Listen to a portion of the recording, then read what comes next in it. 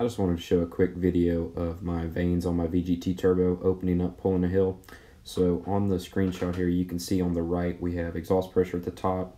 Underneath that's the manifold absolute pressure. Underneath that's the boost pressure, and under that's the throttle position. The center gauge is exhaust gas temperatures.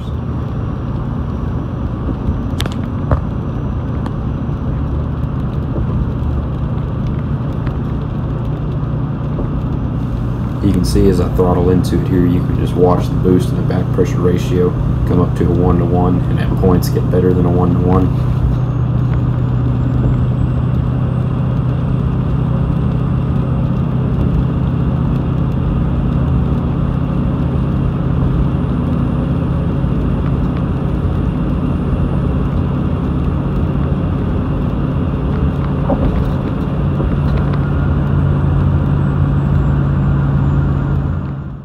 This one I'd already throttled into it a little bit. You can see manifold pressures at 21 and exhaust pressures at 23.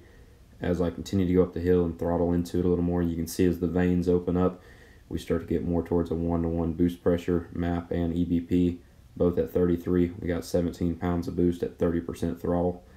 Not even touching 1100 EGTs pulling this long hill. The two biggest advantages of installing the VGT on this single 6.4 setup is the dramatic reduction in smoke and the reduction in EGTs. Pulling this exact same hill a month ago before I installed the VGT, just to keep my EGTs from spiking, I would have to downshift the truck just to make it over this hill. After installing the VGT, I don't have to downshift the truck doesn't hunt for gears, EGTs don't spike, and there's basically no smoke coming out the tailpipe.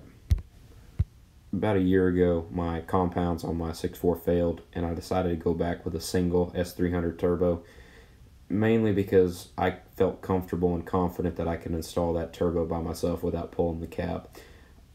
Pulling the turbos off only took about 2 hours, but I honestly don't think I could have lined up the oil return tube underneath the turbos and got everything torqued correctly.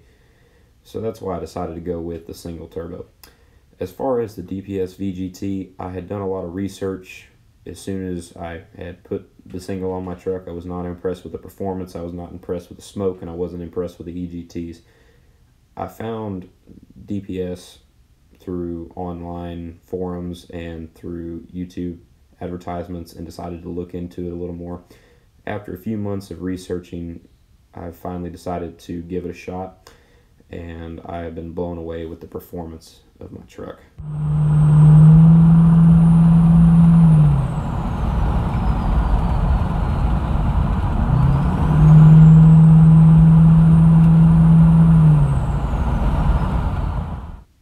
I plan to do a much more in-depth review after a few months of driving the truck when I get a better baseline of it. I'm going to let you know what breaks, what leaks, if anything, and just the overall performance of the truck. As of right now, I've been extremely impressed with it, and I would highly recommend this to anybody with a single turbo 6.4 setup.